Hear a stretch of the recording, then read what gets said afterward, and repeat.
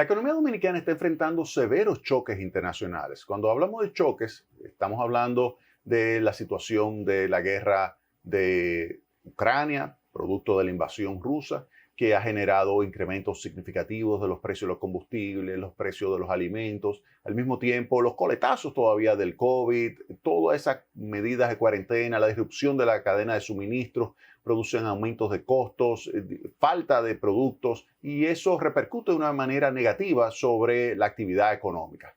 Pues la economía dominicana, debido a, y aquí voy a utilizar una cita del Fondo Monetario Internacional, debido a medidas de política bien secuenciadas, oigan bien, medidas de políticas bien secuenciadas, pues ha logrado, primero, revertir lo que fue la recesión producto de las medidas para enfrentar el COVID-19. Recuerden que la economía decreció en 6.7% en el año 2020. Posteriormente, en el año 2021, logró una mejoría significativa, una recuperación significativa que llegó a 12.3% la variación del Producto Interno Bruto. Y en este año, entonces ya tenemos un comportamiento que se va a ir acercando gradualmente a lo que es el crecimiento potencial, pero todavía se encuentra por encima de ese potencial. De hecho, aquí podemos ver, ahí en su pantalla, lo que es el indicador mensual de actividad económica que publica el Banco Central de la República Dominicana,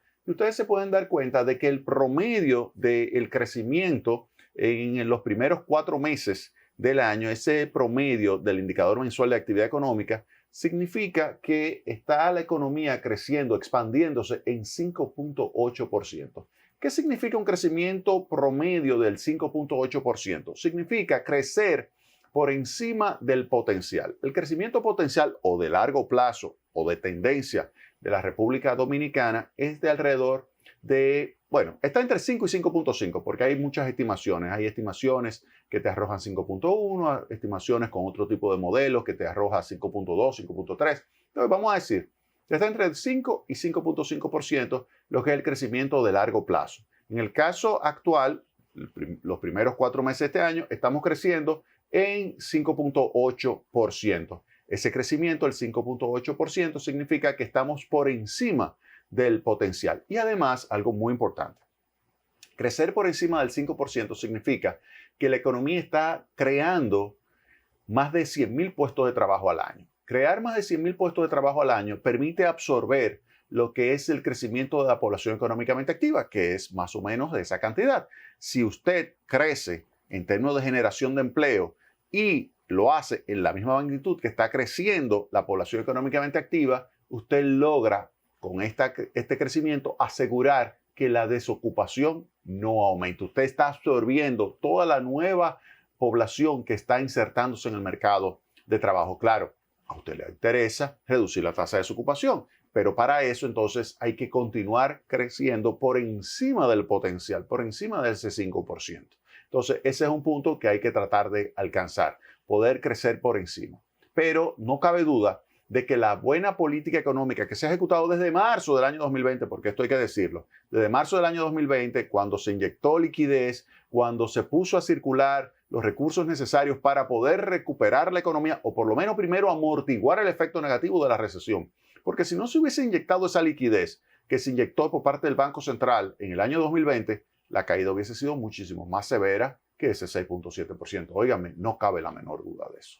Y la recuperación del año 2021 no hubiese sido 12.3%. Es decir, que esa política que se ejecutó fue muy positiva. Además, el apoyo que recibieron los sectores productivos con los diferentes programas de fase 1, fase 2, quédate en casa, para ti, todos esos programas ayudó a que la población tuviese recursos. Claro, también hay que señalar que República Dominicana se benefició de una forma enorme de los recursos provenientes de los Estados Unidos. Esas ayudas que se dieron a los dominicanos, así como también a todo el que vivía en los Estados Unidos, pero a los dominicanos, que es lo que nos interesa ahora en el análisis, ayudó a que República Dominicana pudiera obtener recursos equivalentes a más del 10% del Producto Interno Bruto, que facilitó también el crecimiento, la recuperación económica que se observó en el año 2021. No cabe duda de que esas remesas, todos esos recursos, más de 10.000 millones de dólares que llegaron a la República Dominicana, pues facilitó la recuperación. Entonces, eso es un punto importante. Ahora, en términos de lo que es sectorial, ¿cómo se puede decir que se comportó la economía. Miren, aquí yo tengo lo que es el indicador mensual de actividad económica, abril, pero por sectores. Por ejemplo, aquí vemos hoteles, bares y restaurantes, 39.9%. Ese es un trabajo extraordinario que se está haciendo en turismo. Ahí vemos al presidente vendiendo el país en los foros internacionales. Vemos al ministro David Collado con la que yo denomino el equipo de las chicas superpoderosas, que es un grupo de viceministras que están a su alrededor, que están haciendo un trabajo verdaderamente extraordinario. Hay también algunos chicos que están a su alrededor, pero ese grupo denominado las chicas superpoderosas, pues están haciendo un trabajo verdaderamente extraordinario en materia de promoción y de lograr desviar turistas que iban hacia otros destinos para que vengan hacia la República Dominicana. Y por eso esa gran recuperación del turismo, 39.9%. Ya el mes de abril se observa, el mes de abril, oigan bien, llegada de turistas mayor que lo que se vivió en abril del año 2019. Y eso hay que hacer un reconocimiento importante de ese trabajo. Bien, seguimos. Aquí tenemos otros sectores que también registraron un comportamiento verdaderamente positivo, como fue manufactura de zona franca, que está vinculado con la recuperación de la economía a nivel global.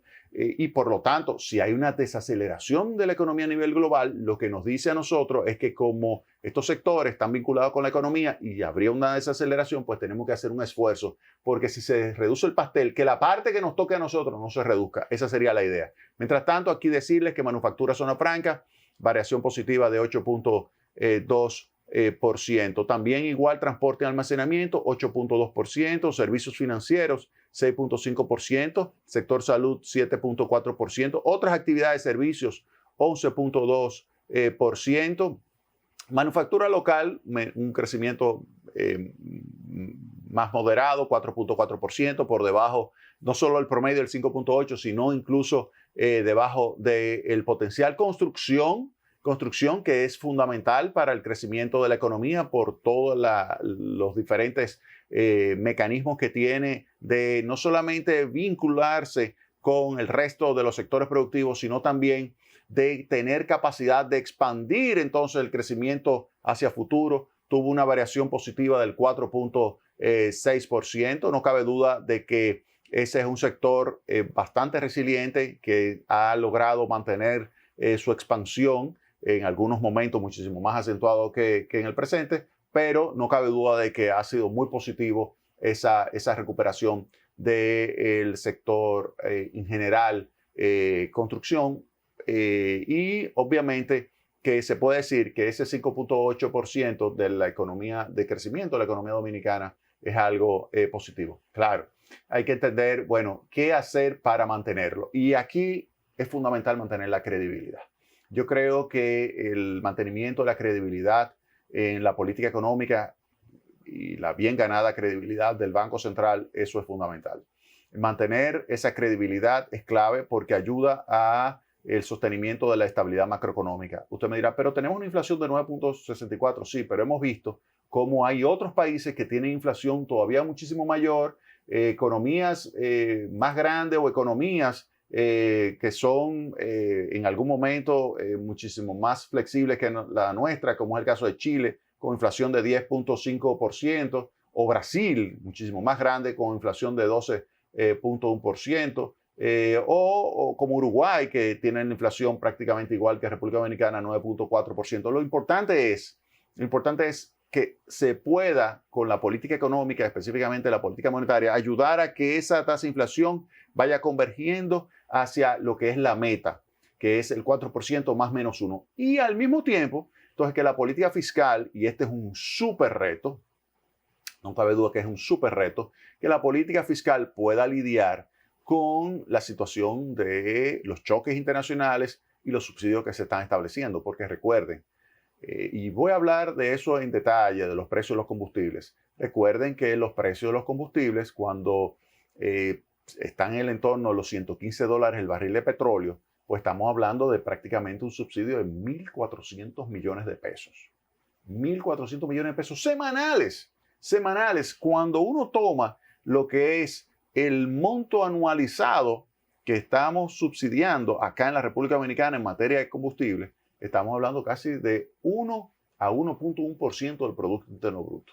Eso es una cantidad enorme de recursos. Entonces, el gran reto del Estado Dominicano, el gran reto del gobierno dominicano es evitar tener un déficit público fuera de control.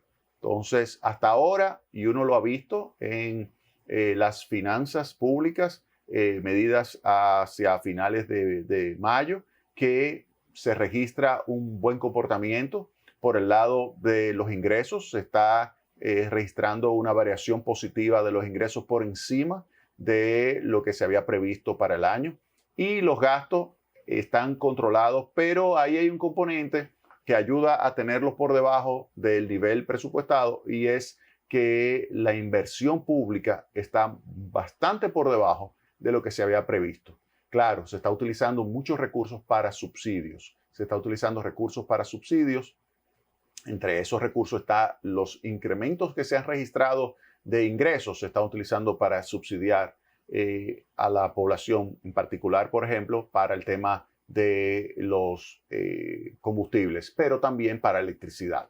Recuerden que tanto el gas natural como el petróleo, como el diésel y el fuel oil se ha incrementado significativamente, y todo esto pues tiende a deteriorar lo que es el nivel de finanzas del sector eléctrico. Y se deteriora el nivel de finanzas del sector eléctrico, eso significa un impacto negativo también para las finanzas del sector público. Pero lo importante es, y aquí mi recomendación, que se combine bien la política monetaria y la política fiscal para asegurar que se pueda continuar con un entorno favorable al crecimiento, para poder nosotros tener ese crecimiento del 5.8, tener esa posibilidad de mantener lo que es el entorno propicio para que el sector privado, que al final, oigan bien, explica el 85% del crecimiento de la economía, el sector privado. Entonces, lo que hay que crear siempre las condiciones para que el sector privado pueda seguir invirtiendo, pueda seguir creando empleo, pueda seguir